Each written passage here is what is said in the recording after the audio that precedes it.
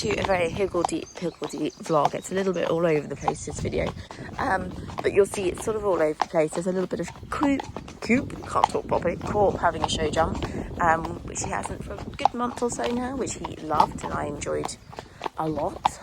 As predicted, he did give me the achy neck and head.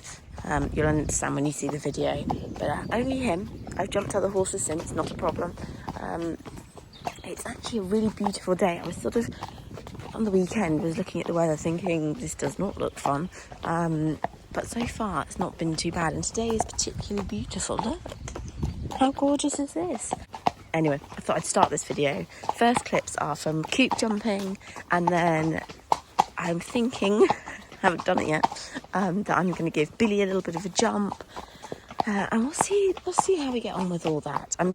My beloved Mr. Coop, he had a really good warm-up. I'm always quite careful with him if I'm going to jump him. I don't jump him that often for many reasons. One, he's the only horse that does this to me, but I've had whiplash from donkeys years ago, and he's the only horse that when I jump him, he upsets it again. So if I'm going to jump, I have to jump properly, and, you know, I accept that the next few days I'm going to have some neck pain, but no other horse causes it, just Corporal. And obviously, you know, he's 21, his legs and everything. I'm very cautious about how much I jump him, but when I do jump him, he is the best horse in the world, and I absolutely love jumping him. And I have to say, he jumped brilliantly. He was on fire. Made me want to go and take him show jumping. He had a wonderful time. He was pretty controllable for Coop as well. I mean, a couple of moments when he sort of took over and thought he knew best, but generally speaking, he was a really good boy. And I cannot explain what the most incredible feel this old boy gives you. It's just, I just absolutely love him to pieces. He's incredible. But yeah, he felt $1 million really, having had all his skin issues.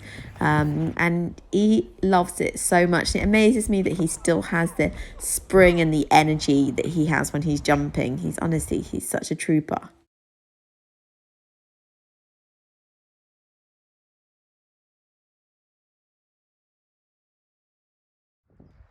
Moving on to Billy. So Billy doesn't live with me now. He lives in the village, so I hack him up, which is why I'm wearing high vis.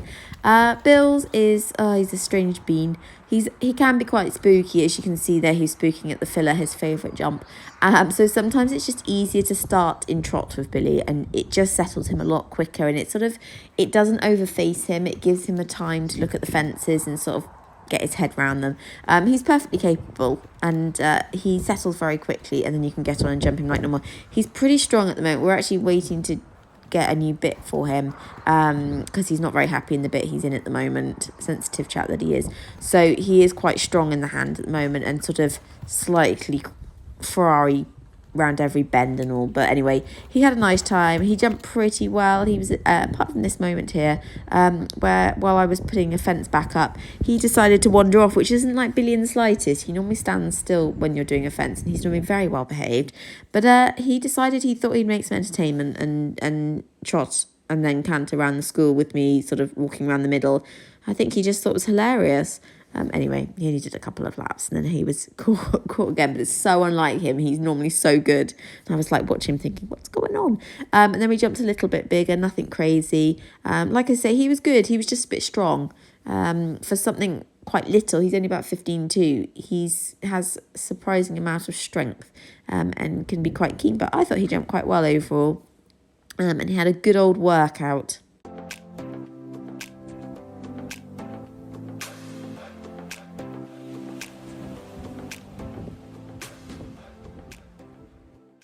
Well, we couldn't finish the vlog without a little bit of a Sienna segment. She's just developing and growing and changing so much at the moment that I really want to capture all of this. Good bits and bad bits. Obviously, she's a youngster and things are always changing. I've noticed that as she's got more confident, we're definitely seeing more attitude and she's more opinionated. She definitely likes to tell me what she thinks of things. So today's session, it was really breezy actually. You might notice she has a couple of spooks throughout the video. It was really windy and the leaves were kind of rustling around under her feet and the trees were going, and she definitely was very distracted by the wind. So she's really... We've kind of got two areas that we're still, I would say, struggling with, I guess. One is getting on her. which never used to be a problem, but that is still an issue at the moment. But progress day, we actually got on off of the block, so we're heading back in the right direction, which is good. And the other thing is contact here. You see she has a little spook in the wind. Contact is still a bit of a problem with her, and it does make steering tricky. So today, for the first time, I actually took some contact, which I don't normally do. So normally when I'm training her, I tend to just work on keeping her nice and forward, and I don't worry about what's going on in the hand. But now that she's feeling that bit more stronger and more confident, I feel like she can afford to now learn a little bit more about contact. So I took a little bit, kept a very soft, quiet hand, but just, had a bit more feel down the rein. And of course, initially she was a little bit like, oh, I don't like this. So she was fussy in the mouth and trying to evade the contact and everything. But within about 10 minutes, she started to accept it. And I also find with her that, distraction is key. So when you're schooling her, if you've got something interesting to do, like pole work, or you're working on the canter, or you're doing lots of transitions, she tends to become a lot more settled in the contact because she's being kept occupied. But if you're just walking and trotting around like the outside of the school, like in the warm-up phases, she tends to get bored very quickly and then becomes more tricky in the contact. So it's all learning, but I definitely feel like she's going in the right direction, and that it will get there. It's just going to take a little bit of time.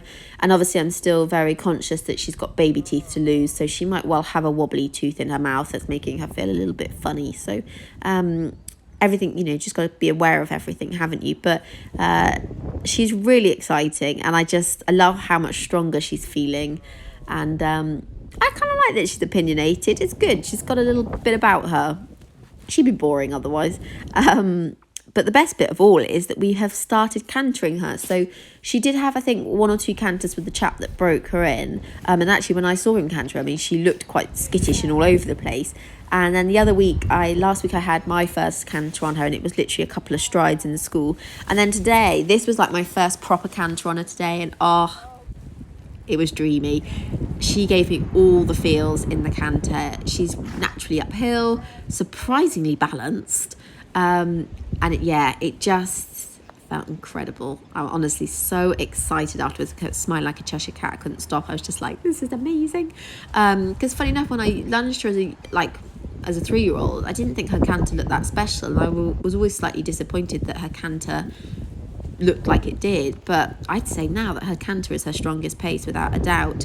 And the other thing is, once she'd had a canter, she was so much more relaxed afterwards. So like you could see in the clips of walk just back then, she was so chilled, and like she started to let her neck out more and take her nose out more. And it was really interesting to watch how she changed after she'd had the canter. So we do it a couple of times on both reins, but can't tell you how excited I am. But here you can see so much more relaxed, really just a lot more chilled. So it's good to keep you challenging her. It kind of keeps her occupied and focused on the job rather than looking for trouble. But yeah, exciting stuff to come. Anyway, I'm going to leave you with some more clips of her going round, and thanks for watching.